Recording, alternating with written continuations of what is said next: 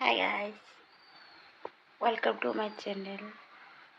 আজ প্রথম দিন আমার ভিডিও সানটান হয়ে গেছে। এখন যাচ্ছি রান্না করতে। দেখো আমার ঘরটা, রান্নাঘর, আমার রান্নাঘর।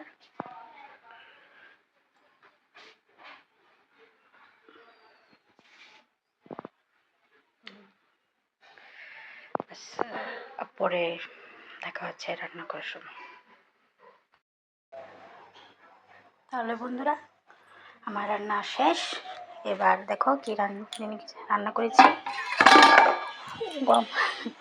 এই হচ্ছে পাবদা মাছের ঝোল, যে পাবদা মাছ একটু ছোটো ছোটো পিস,